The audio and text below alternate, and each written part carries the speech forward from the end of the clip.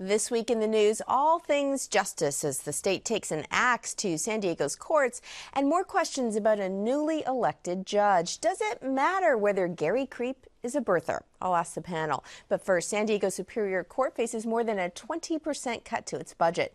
Joining me to explain what that will mean is UT San Diego reporter Greg Moran and KPBS senior news editor Mark Sauer. Thank you both for being here. Pleasure. Greg, let's start with the court now. What is the current budget and what will that look like after this cut? The court's budget for fiscal year 11-12 was $190 million. At the end of fiscal year 13-14, it'll be $150 million. So that's pretty significant. They have to cut $14 million from this year. It'll be $26 million next year. Okay, so let's have a look at the impact now. We're going to put up some graphics here for the people at home in terms of what specifically will be impacted. They're going to close courtrooms, particularly downtown criminal courtrooms and one civil courtroom. They're going to, any probate issue that you have, which is wills, estates, and things like that, in North County Vista, you'll have to come downtown. Same for a juvenile dependency, that's the child welfare system, foster care, and things like that will also be closed. There's a small branch court out in Ramona, which people out there really like because it's convenient, going to be dark, and they will have to come downtown, and they're going to lay off at least 75 people, perhaps more. Some of those cuts, and then in the following year, in 2014, actually the bite is much worse. Much larger number of courtrooms, about 30 courtrooms. Some of those are probably going to be courtrooms that are now staffed by courtroom commissioners, court commissioners. These are called subordinate judicial officers. They're not judges, although they do a lot of judging. They're appointed by the bench to serve, and they handle high-volume things like traffic, small claims, unlawful detainer, landlord-rent disputes. They're all very likely going to be losing their jobs, and those courtrooms will be closed, and on and on. And the business offices in El Cajon and Chula Vista will also be closed. So if you have to file any papers, take out anything, you're going to have to come downtown. So it's a very significant bite on just the functioning and the operations of the court system.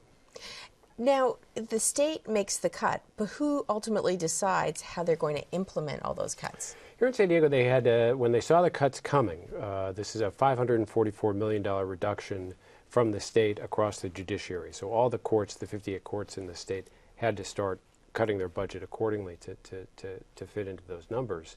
Here they appointed a committee, an ad hoc committee of mostly judges who went, and administrators from the court's executive office who went through it and decided what they could do, what they couldn't do, what they had to let go. Ultimately, though, these cuts and these plans were approved by the bench as a whole. Now, you've got constitutional guarantees to speedy trial timetables on criminal cases, right? So is this really going to impact the civil side? Because you've got to get these folks arraigned, you've got to get them before a judge, they have their rights on that. Very much so. That's where most people are really going to see it, and most people do contact the justice system through the civil system. Most people don't get arrested. The media tends to cover most criminal cases, but the civil system is really where the hit is, and you're right. You're going to see longer wait times to get to trial. With withdrawing all the court reporters from the civil courtrooms, that's going to create a problem, because if you want an actual transcript or record of what happens in your court hearing, you have to go out and hire a private person. That advantages the well-heeled litigant to the expense of the one who isn't as wealthy. So. What about the impact on local jails? Because we already know that they're feeling the pinch from realignment. That is the transfer of responsibility of some convicted criminals from state prison to county jail. We also know, I think it's about 70% of the people in county jail are people who are waiting for their day in court. So are we going to end up seeing that wait time longer, these jails getting more and more crowded? I don't think so, for the reasons that Mark said. There are constitutional guarantees that you get a speedy trial and a fair trial. And those deadlines, those imperatives take precedence over everything in the court. So even if they have to shut down the entire civil courtroom operation, they will have to do that to process these criminal cases. Now, yeah, criminal cases can take a long time, but mostly that's because of agreement of both sides. They'll continue it, they'll put it off. But that doesn't necessarily have to happen. You don't have to waive time. You don't have to wait around. You can say, I want my trial now, if you're a defendant. And if that were to happen en masse, that would kind of bring the system to its knees. But I don't think there's going to be an enormous impact on the jail. I think they have their hands full with realignment.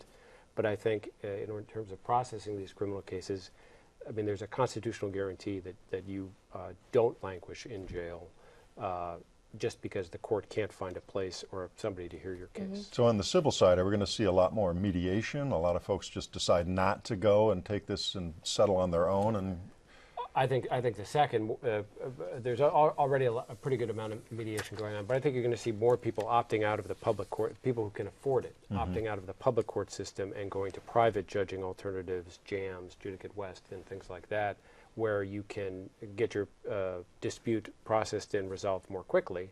That has a disadvantage to all of us because those proceedings are not public, and you can't see.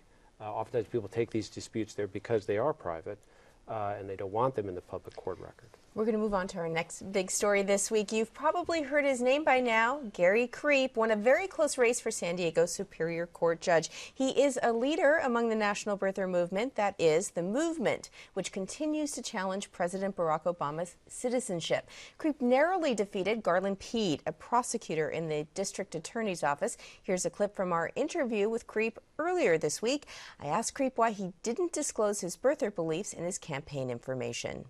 Take action against San Diego County Bar Association because they ruled me as, they told me right out that based upon my legal experience, my legal competence, everything to do with being a lawyer, that I was well qualified. No doubt about that. I want to get back to the sample ballot, though. Why not tell people this is where I stand on these issues? Why? Because it's got nothing to do with being a judge. Do you think it would have affected the outcome of the election if people had known that you don't believe Mr. Obama's a citizen? Well, there were my opponent's supporters were sure sending out emails saying that. So, you know, obviously it must not have had too much of an impact.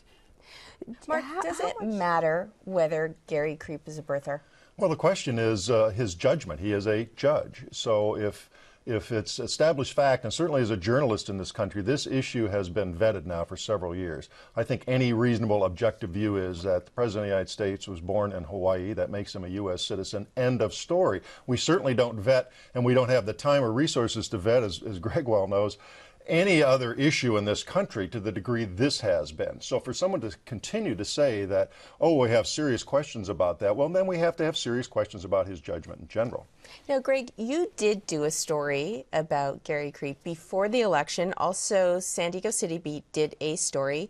Was there much other coverage other than that? No, there wasn't. We did a story that covered all three. There were three contested judicial races. We kind of squeezed them into one story, but that was kind of it for us. City Beat did a couple of stories on it. So there wasn't a whole lot of coverage, but, you know, people have educated themselves and found ways to get information from other sources. You know, they go to the internet, and that has its pitfalls and things like that. But no, this was not, and traditionally judicial races are not real high-profile cases. Yeah, Mr. Creep's opponent, Garland Pede, didn't do a very good job of screaming from the rooftops, hey, you need to know this about my opponent. He certainly I didn't see any press releases. I read them every day in the newsroom. I mean, he really didn't run a very good campaign. It was kind of the old-fashioned, I'm endorsed by all these folks, and we'll let it go at that. And usually that works. And that's what kind of Creep ran against. He was sort of an anti-establishment campaign. You know, he's backed by all the downtown interests. I'm not. Well, and I wonder too, if you looked at Garland Pede's endorsements, law enforcement, certain Republican notables in the community, maybe some folks would have gone in and I don't know much about this guy, but he looks like the Republican candidate. I'm going to vote for his opponent, when it was a Republican and then much farther to the right. And in fact, we did see that in a lot of the comments with regard to the story in this interview. We saw people saying that, oh, we thought he was a Democrat. He described himself as a constitutional lawyer.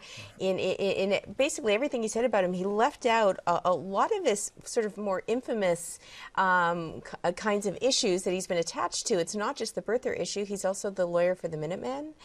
He was the lawyer who represented the Marine who was writing unflattering things about the president. So he's got a past. So in is this it a community. stealth campaign that his opponent allowed him to get away with, and the media, to be frank, maybe allowed him to get away with? I think that's a part of it. He was not really kind of put to the test in a lot of ways in terms of researching his background, and people just kind of went with what they saw on the ballot state from which he described himself as a constitutional lawyer, which I think matters. But I think those other issues that he's involved in, the birther thing is getting a lot of play.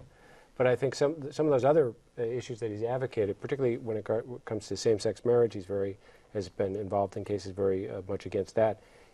You know, could set up problems for him being a judge, because you know, now there's this whole kind of lineup of potential litigants who fall into the kinds of categories that he has litigated against, who are going to wonder when they go in, am I going to get a fair and shot? his desires to get into family court, is it not? Yeah, is that likely? Tell us about what happens in assignments. You get assigned to judge school for a while, and you go and learn how to be a judge, and then I think by rules of the state court, everybody has to do a turn in family law, so he can go there. And there aren't many people who want to go there, so if he's willing to go, he might very well end up there. We are out of time, but I have to get this out there and give you each a few seconds just to respond, because I've been getting a lot of emails from people. Maybe this just is who the majority of people wanted, knowing he is who he is. Right. Well, you wonder on these down ballot races. I mean, how many folks didn't vote at all because they didn't know anything at all about them, or simply flipped a coin? You don't know. I think so. I agree with that. I mean, I think, and he knew that constituency was out there. He went after it. He rallied it, and he got enough